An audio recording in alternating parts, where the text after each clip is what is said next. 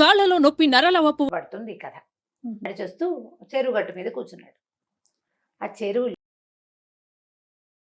నమస్తే రమగారు. నమస్తే జయ. రమగారు, ఏదన్నా భక్తుల కథలు నక్కీరుడి కథ చెప్పుకుందాం. కాళహస్తీశ్వర మహత్యంలో చెప్పబడుతుంది ఈ కథ. అయితే పూర్వం ఒక చెరువు గట్టు మీదకి ఒక కుష్టు వ్యాధిగ్రస్తుడు నడిచొస్తున్నాడు.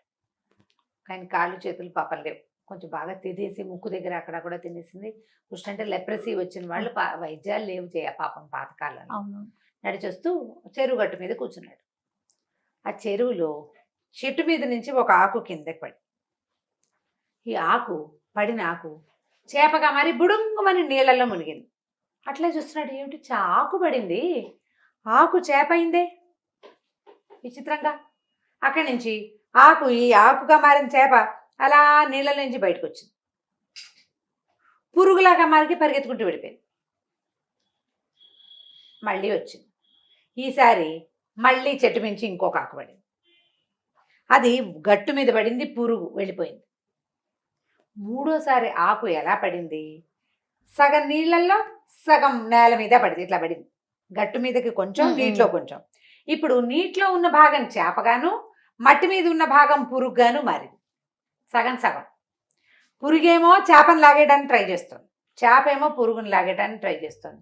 అలాంటిది ఏదైనా కనపడుతుంది అనుకో, మనం సర్వం మర్చిపోయి అట్లా దానికేసి చూస్తూ ఉంటాం. వంగి దాంట్లో చూస్తూ ఉంటే ఈ పురుగు చేప రెండు ఒకదానొకటి పీక్కుంటూ సడన్గా ఒక పెద్ద జడల భూతం లాంటి ఒక రాక్షసుడు లాగా అయిపోయింది. తన కేసు చూస్తే గానీ వాడు పట్టుకోలేడు మనుషుల్ని. చూసేందుకు ఈ ప్రక్రియ చేశాడనమాట. ఈ కుష్టు వ్యాధిగ్రస్తుని కావలించుకుని తీసుకుని ఎగిరిపోయాడు. అక్కడి నుంచి తీసుకెళ్ళి ఏం చేశాడు, ఒక గుహ దగ్గరికి తీసుకెళ్ళాడు. ఆ గుహలో గోలుమని మాటలు వినబడితే 300 మంది ఉన్నారు. ఈ మనిషిని కూడా, ఈ కుష్టు వ్యాధి వాడిని కూడా తీసి ఆ గుహలోకి విసిరేసాడు. స్నానం చేసి వస్తాను అని ఒక అనౌన్స్మెంట్ ఇచ్చాడు. దబా నడిచి వెళ్ళిపోయాడు. ఈ మనిషిని చూసేసరికి, కుష్టు వ్యాధిగ్రస్తుని చూసేసరికి అక్కడ ఉన్న వాళ్ళంతా పొలోమని ఏడ్చారు. ఎక్కడ దొరికావురా నాయన, నువ్వు వచ్చి మమ్మల్ని చంపేశావు, నీ వల్ల చచ్చాం మేము, రాక్షసుడు వస్తాడు స్నానం చేసి తినేస్తాడన్నారు. అనేసరికి ఈ కుష్టు వ్యాధిగ్రస్తుడు అన్నాడు, అదేమిటి మరి మీరు ఇంతమంది ఉన్నారు, మిమ్మల్ని ఇంతకుముందు తినలేదా అంటే, తినడు, వీడికి 100 మంది దొంతుగా పెట్టి తింటాడు వాడు, 100 ఉంటే కానీ తిండు. ఓహో, ఒకళ్ళని తెచ్చి పూలు చేస్తాడు. 100వ వాడు రాక చాలా రోజులైంది, ఎవడు రాలేదు అమ్మాయి అనుకుంటున్నాం, 100వ వాడు రాగానే మేమంతా చచ్చిపోతాం, నువ్వు వచ్చావు మేము చచ్చాం అనేసి అందరూ ఏడవటం మొదలుపెట్టారు. ఈశ్వర పరమేశ్వర అని ప్రార్థనలు రకరకాలుగా గోలగోలుగా ప్రార్థిస్తున్నారు. సరే ఇతను అన్నాడు, ప్రార్థిస్తే వస్తాడా ఈశ్వరుడు అంటే, ప్రార్థించు నువ్వు కూడా ప్రార్థించు అంటే, ఈయన చక్కగా గొంతెత్తి శ్లోకాలు చదువుతుంటే ఆస్తారు. అందరు మానేశారు. ఎవరు? ఈ కుష్టి వ్యాధి ఆయన. అందరు మానేసి విన్నారు. ఎంత చక్కటి కంఠం నీది, ఎంత బాగున్నాయి నువ్వు చదివే శ్లోకాలు, ఇవి ఎక్కడివి, ఎవరు చెప్పారు నీకంటే, నేనే కట్టాను ఇప్పటికిప్పుడు అన్నాడు. అనేసరికి ఏమిటి శ్లోకం ఫామ్ చేయగలవా నువ్వు అంటే, కవిత్వం చెప్పగలవు, పరమేశ్వరుని పిలువు, ఇంత శ్రావ్యంగా ఇంత అద్భుతమైన కవిత్వంతో పిలిస్తే పరమేశ్వరుడు వస్తాడు, మనం ఈ రాక్షసు నుంచి తప్పించుకుందాం, పారిపోదాం అన్నారు. ఇతను అన్నాడు, పరమేశ్వరుడు రాడు నాయన, పరమేశ్వరుడి వల్లే నేను ఈ దశకు వచ్చాను, ఓ పని చేద్దాం, పరమేశ్వరుడి కుమారుణ్ణి పిలుద్దాం అని చెప్పి కుమారస్వామి మీద ఒక బ్రహ్మాండమైన స్తోత్రం పాడాడు. ఆ శ్లోకాలు మైమరిచిపోయారు ఈ 100 మంది, ఇక్కడ 99 మంది. కుమారస్వామి నెమలి వాహనం వేసుకొచ్చేసాడు, డింగుమణి. వచ్చేసరికల్లా ఆయన అడిగారు, ఏం కావాలి నీకు? ఒక రాక్షసుడు మమ్మల్ని అందరినీ తినడానికి తీసుకొచ్చేసాడు, అతన్ని సంహరించమంటే, రాక్షసుడు వచ్చేసరికల్లా కుమారస్వామి శూలం ఎత్తి వాడిని ఒక దెబ్బ కొట్టాడు, వాడు చచ్చిపోయాడు. రాక్షసుడు చచ్చిపోయాడు. చచ్చిపోయాక ఆయన కుమారస్వామి అడిగాడు ఇతన్ని, ఈ కుష్టు వ్యాధిగ్రస్తుడిని, ఇంత శ్రావ్యంగా పాడుతున్నావు, ఇంత అద్భుతమైన కవిత్వం, నీకు ఈ వ్యాధి ఎందుకు వచ్చింది, నువ్వు ఇక్కడ ఎందుకున్నావు, నువ్వెవరు అని అడిగేసరికి ఆయన అన్నాడు, అయ్యా మీ నాన్నగారి వల్లే నాకు ఈ దశ వచ్చిందండి అన్నాడు. పరమేశ్వరుడి వల్లే ఈ దశ వచ్చింది నాకు అన్నాడు. ఏం జరిగిందో చెప్తున్నాడు అనమాట. అందరూ వింటున్నారు ఆ కథని. ఇతను నక్కీరుడని ఒక కవి, పాండ్యరాజ ఆస్థానంలో ఉన్నాడు.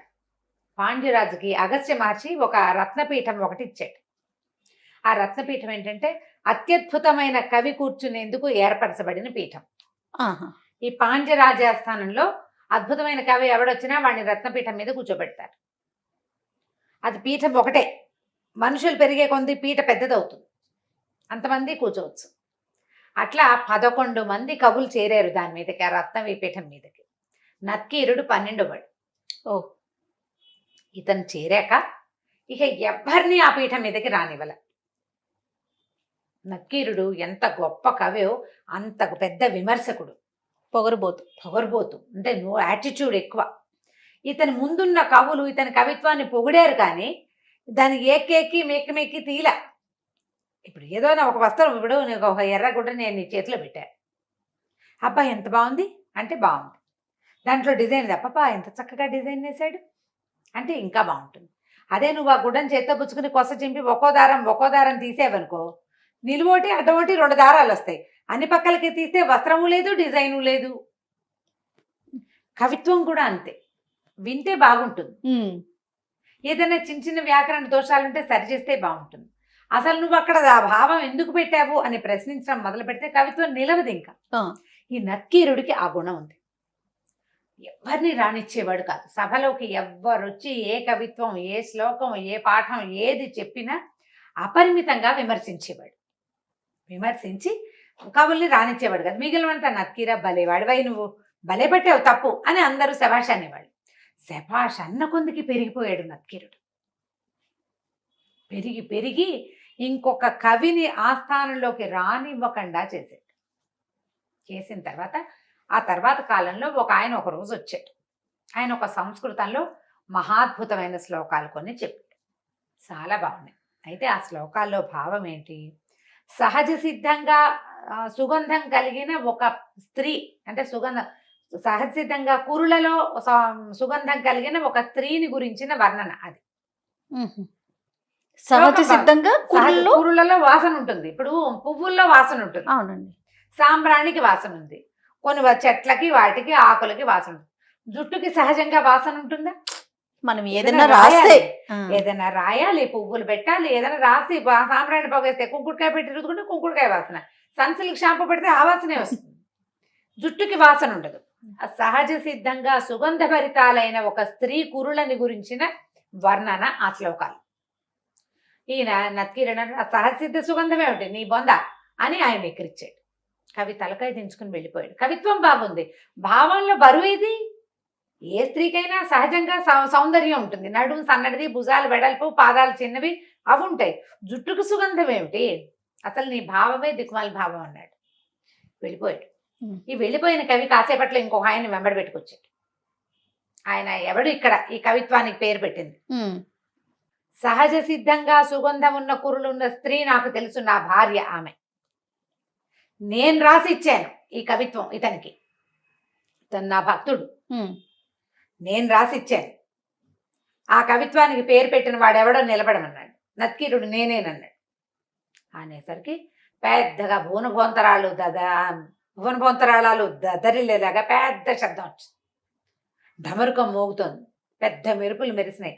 ఈ కవి పక్కన నించున్నటువంటి పెద్ద మనిషి ఇంత ఆజానుబాహుగా శూలము సర్ప నాగాభరణాలతోటి దగదగాయమానంగా ప్రత్యక్షమైపోయాడు. అక్కడ పరమేశ్వరుడు స్వయంగా వచ్చాడు. పార్వతీదేవి అమ్మవారి కురులకి సహజ సిద్ధ సుగంధం కలిగిన కురులు అమ్మగారు. సహజంగా ఆ కురులకి సుగంధం ఉంటుంది.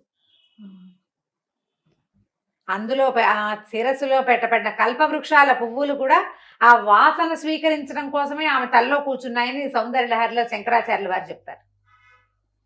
నాకు తెలుసు కాబట్టి నేను ఆ భావాన్ని వీడికి రాసిచ్చాను, ఏది ఇప్పుడు వాదించు అన్నాడు. అనేసరికల్లా ఇతనేమన్నాడు, నీకు తెలుసయ్యా, మాకేం తెలుసు, ఊరుకోలే. అప్పుడు కూడా నక్కీరుడు పరమేశ్వరుడు చెప్పినా కూడా ఊరుకోవాలి. పరమేశ్వరుడు ప్రత్యక్షమైతే సభలో ఉన్న వాళ్ళంతా ప్రణమిల్లిపోయి శంకర భవనాశన అని పద్యాలు శ్లోకాలు పాడేసి స్తోత్రాలు చేసి దండాలు పెట్టి పొరుదండాలు పెట్టేస్తున్నారు ఉన్న వాళ్ళంతా. అప్పుడు కూడా నక్కీరుడు దిగలేదు. దిక్కండా ఏమన్నాడంటే, నీకు తెలుసు, నీ భార్య తెలియదుగా, మాకు తెలియదు కదా అంటే ఈయన ఏమన్నాడంటే, నీకు తెలియనిది లేదంటావా నువ్వు? నీకు తెలియకపోతే నీకు తెలియదని అర్థం, లేదని కాదుగా. నువ్వు భగవంతుడిని కంటితో చూడలేదు, లేడా? గాలిని నువ్వు కంటితో చూడవు, లేదా? ఏది సుగంధం ముక్కుకు వస్తుంది, కంటికి వస్తుందా సుగంధం? లేదని చెప్పగలవా నువ్వు? ఇంత పొగరా, నీకు కుష్టు వ్యాధిగ్రస్తుడు అయిపోవు నువ్వు అని పరమేశ్వరుడు శపించాడు నత్కీరుడు.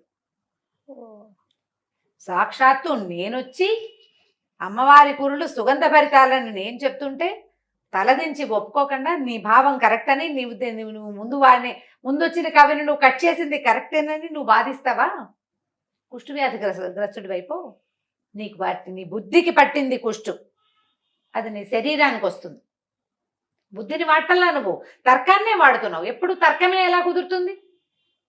లాజిక్కే ప్రతిసారి కుదరదు కదా. లాజిక్కి అందనివి కొన్ని లక్షలు ఉన్నాయి విషయాలు, తర్కానికి అందని విషయాలు చాలా ఉన్నాయి. తర్కానికి అందలేదు కాబట్టి, అదే ఇప్పుడు నేను చూడలేదు కాబట్టి నువ్వు లేదంటాం కుదరదు కదా. దాంతో కుష్టు వ్యాధిగ్రస్తుడు అయిపోయాడు నత్కీరుడు. కాళ్ళు పట్టుకున్నాడు, నన్ను రక్షించు, నన్ను కాపాడదని. కైలాస దర్శనం చేస్తేనే నీ కుష్టు వ్యాధి పోతుందని పరమేశ్వరుడు మాయమైపోయాడు. ఆయన తీసుకొచ్చిన కవికి అక్షర లక్షలు ఇచ్చారు ఆ శ్లోకాలకి. నత్కీరుడికి మాత్రం కుష్టు మిగిలిపోయింది. కైలాస దర్శనం చేయటం కోసం తిరుగుతున్నాడు ఆయన. అప్పుడు ఈ రాక్షసుడికి దొరికాడు. ఓహోహో అని కుమారస్వామిని అడిగాడు, కైలాస దర్శనం చేయించు తండ్రి నాకు అని. తీసుకెళ్ళమని కుమారస్వామి అన్నాడు, తండ్రి శపించిన నిన్ను తీసుకుని నేను కైలాసానికి తీసుకెళ్ళలేను. అయితే ఒక పని చేస్తా, భూలోకంలో దక్షిణ కైలాసం అనే ఒక ప్రాంతం ఉంది. ఆ ప్రాంతంలో ఉన్న కొండని కైలాస పర్వతం అంటారు. శ్రీకాళహస్తి క్షేత్రంలో దింపుతాను నిన్నని చెప్తే అప్పుడు ఈ కుమారస్వామి ఈ నత్కీరుణ్ణి కాళహస్తి క్షేత్రానికి తీసుకెళ్లి వదిలిపెట్టాడు. ఆయన అక్కడున్న సువర్ణముఖి నదిలో స్నానం చేసి ఆ కైలాస పర్వతాన్ని దర్శనం చేశాక కుష్టు వ్యాధి పోయింది. ఈ నత్కీరుడి కథని కాళహస్తీశ్వర శతకంలో కూడా ఒకటి శ్లోకంలో చెప్పబడింది. కాళహస్తీశ్వర మహత్యం కథలో ఇది చెప్పబడుతుంది అన్నమాట. ఆయనకి కుష్టు వ్యాధి పోయింది. మరి కైలాసానికి వెళ్ళాడండి తర్వాత? కైలాసం, ఆ కైలాసమే, ఆ కొండ పేరే అది. ఇంకంతే. ఆ కైలాసం చేస్తే దక్షిణ కైలాసం, భూలోకంలో ఉన్న కైలాసం అని పేరు. దాన్ని చూసేసరికల్లా ఈయనకి ఆ క్షేత్ర దర్శనం వల్ల క్షేత్ర మహాత్మపు కథల్లో చెప్తారు. అప్పుడు ఆయన కుష్టు వ్యాధిని పోగొట్టుకున్నాడు. ఆ తర్వాత ఈ ప్రశ్నించడం ధోరణి మానుకున్నాడు అనమాట. ఎప్పుడైనా సరే మనకి తెలియకపోతే తెలియదు, లేదని అనకూడదు. అవునండి, లేదంటానికి వీలు లేదు. నీకు తెలియంది తెలీదు అంతే. ఈ కథని మనకి కాళహస్తి మహత్యం అంటే ఈయన పేరు చాగంటి వారు కూడా 2-3 సందర్భాల్లో చెప్పారు. ఈ నత్కీరుడి కథ కనుక వింటే మనకి కాళహస్తి యొక్క మహాత్మ్యం తెలుస్తుందని, ఆ ప్రాంతానికి వెళ్ళాలన్న, క్షేత్రానికి వెళ్ళాలన్న కోరిక కలుగుతుందని ఇలాంటి కథలు మళ్ళీ మళ్ళీ చెప్పుకుంటూ ఉంటాం అన్నమాట.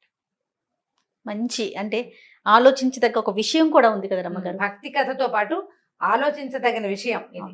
చాలా మంచి మాట అండి. తెలియకపోతే గుడ్డిగా వాదిస్తూ ఉంటారు, ఇది లేదు ఇది లేదు అని. నాకు తెలీదు అనే భావన కలగదు. అదే వచ్చింది తిప్పలు. రైట్ రమ్మగారు, నమస్తే అండి. నమస్తే చేయి. ఇక ఈ వీడియో కనుక మీకు నచ్చినట్లయితే లైక్ చేయండి, షేర్ చేయండి. మరిన్ని ఇంట్రెస్టింగ్ వీడియోస్ కోసం మా ఛానల్ని సబ్స్క్రైబ్ చేసుకోండి.